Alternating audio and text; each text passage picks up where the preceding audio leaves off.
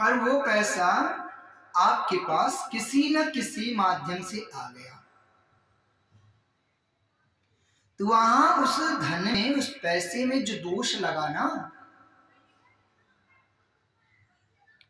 वो दोष यदि आप उस पैसे को धर्म के कार्य में लगाते हो या उसमें से 10% दान कर देते हो, उसमें से 10% मंदिर में दे देते हो, तो वो पैसा शुद्ध हो जाता है। इसी प्रकार जो अन्न हम लाते हैं ना, उस अन्न में भी दोष होता है। राजा परीक्षित के सिर पर जो मुकुट था, कलयुग उस मुकुट में वास किया, क्योंकि वह मुकुट राजा का नहीं था,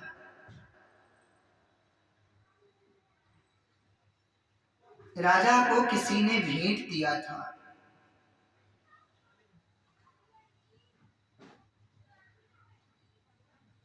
है ना? तो कलयुग उसमें वास किया। जिस दिन भी राजा उस मुकुट को धारण किया, उस दिन राजा परीक्षित को तक्षक के द्वारा काटने से मृत्यु होगा, ऐसा श्राप मिला। क्योंकि उस दिन राजा परीक्षित की बुद्धि कलयुग की पकड़ में था, और कलयुग अपने प्रभाव से राजा के द्वारा कार्य करवा रहा था।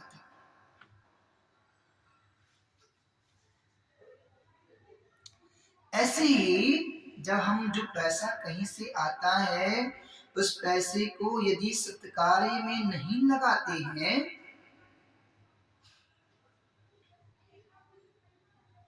तो वह पैसा हमारे लिए पापक धन होता है। और उस पैसे से ठाकुर जी को कुछ भी लाकर अर्पण कर दिया, खिला दिया, किसी मंदिर में जाकर के ठाकुर जी को प्रसाद चढ़ा दिया। देखो, प्रसाद चढ़ाना हो, प्रसाद कहीं से मिले तो अकेला लाकर मत खाना। उस प्रसाद को भी ला करके अन्य अन्य पर्सनों को, अन्य व्यक्तियों को देते हुए जो अंत में बचे, वही प्रसाद ग्रहण करना चाहिए।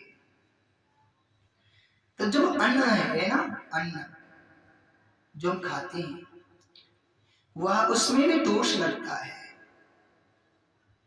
उस दोष के निवृत्ति के लिए जब प्रातः काल अच्छे से बना करके पहले ठाकुर जी को भोग लगा दो, फिर खाओ।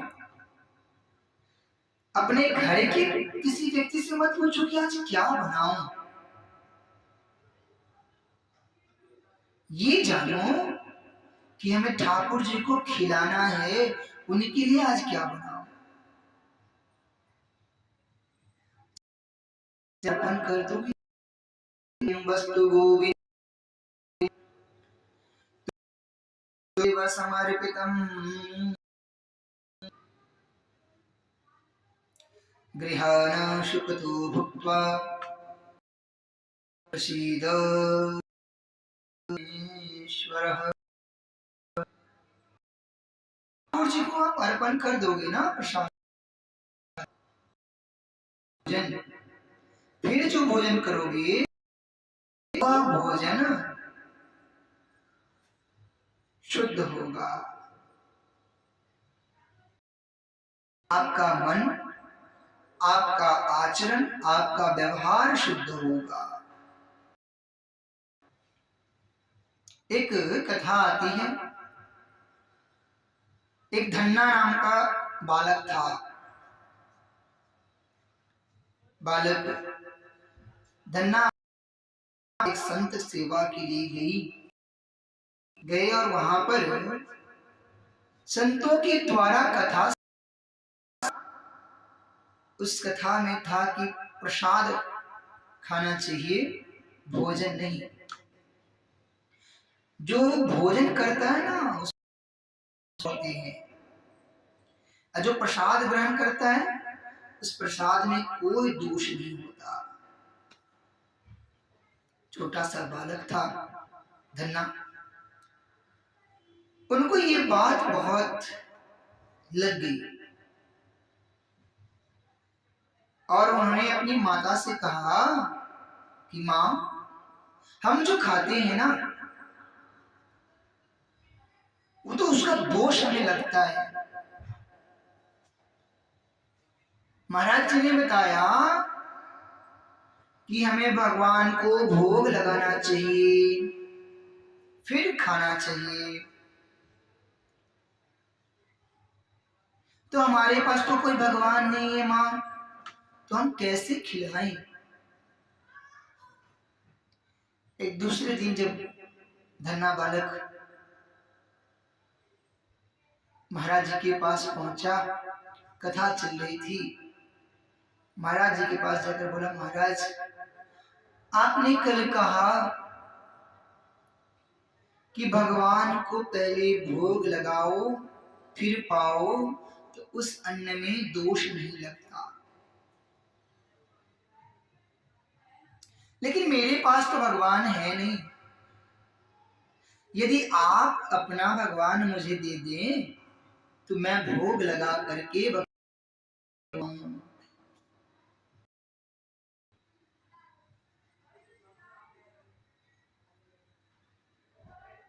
व्यासदेव जी संत ने सोचा कि छोटा बालक है, इसको ऐसे ही बोल देते हैं कि कल ले लेना। कहा बेटा कल भागवत कथा समाप्त हो जाएगी, कल मेरे से तो भगवान ले लेना। जब प्रातः काल हुए, भगवान को ठाकुर जी को रख करके महाराज जी अपने कथा स्थल से दूसरे की ओर प्रस्थान किया। वो धन्ना नाम का बालक पीछे पीछे महाराज जी के जाने लगे। बोला तुम कहाँ आ रहे हो? मैंने कहा बाबा आप दूंगा, मुझे भगवान दो ना।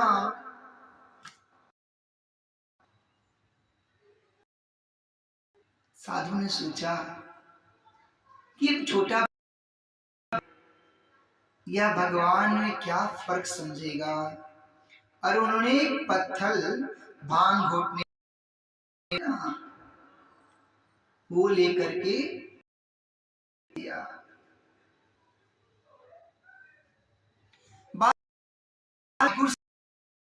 अपने घर लेके आया, हृदय से लगाया और अपने हृदय से लगा करके अपने घर को लेके आया।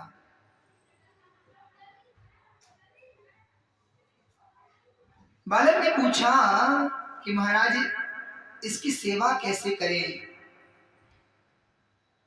तो संत ने बताया कि पहले स्नान करना, फिर इसे स्नान करवाना, खिलाना, फिर खुद खाना। बालक के मन में यह बात बैठ गई। बालक क्या किया कि स्नान किया, करना प्रारंभ किया, स्नान किया, स्नान को स्नान करवाता था और बाजरे की रोटी लेकर के उनके सम्मुख रखता था कि प्रभु खाओ, खा लो प्रभु। एक दिन बीता, 2 दिन बीता, तीसरा दिन जब बीता ना, बालक ने कहा कि प्रभु आपको, मुझे संत ने कहा कि पहले स्नान करके इन्हें स्नान करवाना, पहले इन्हें खिला करके फिर खुद खाना, पर आप तो खाते ही नहीं हो, और आप नहीं खाते तो मैं कैसे खा सकता हूं प्रभु? आपको बिना खिलाए मैं कैसे खाऊं? इस बालक की करुण व्यथा को देख करके भगवान, देखो बालक है ना, बालक को क्या पता कि ये पत्थर की मूर्ति है, ये सालग्राम का शिला भी नहीं है, ये भगवान की कोई आकृति भी नहीं है। बालक तो बस उसी में ठाकुर को पाना चाहता था, उसी में ठाकुर को देख रहा था कि भगवान इसी में है। और भगवान ठाकुर जी कन्हैया साक्षात वहां प्रकट हो गए, उसी बालक के रूप में प्रकट हो गए। उसी धन्ना की जितनी बड़ी धन्ना था, उतना ही अवस्था में ठाकुर प्रकट हो गए। बाजरे की रोटी, धन्ना कहता है प्रभु आधा आप खा लो, मुझे दे देना, क्योंकि मैं भी 3-4 दिनों से खाया नहीं। हे प्रभु आपको भी खिलाए मैं कैसे खा सकता था।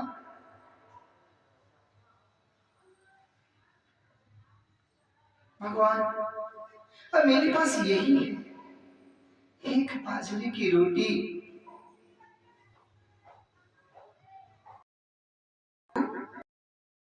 आप इसमें से आधे खा लो और आधे। भगवान बड़े ही प्रेम से की रोटी की भोग लगाई और अपने हाथ से उस धन्ना को खिलाया। डेली प्रतिदिन, दिन प्रतिदिन ऐसे ही चलता रहा। जब बड़ा हुआ ना, तो धन्ना एक बड़ा सेठ, बड़े ही तेजस्वी धनवान सेठ बनकर, धन्ना सेठ होकर उभरा। लोग उन्हें धन्ना सेठ के नाम से जानने लगे। बड़ा ही भक्त था भगवान का। जब इस प्रकार से आप ना भगवान के लिए बनाओगे ना, भगवान को खिला के खाओगे ना, तो उस अन्न में कोई दोष नहीं होगा।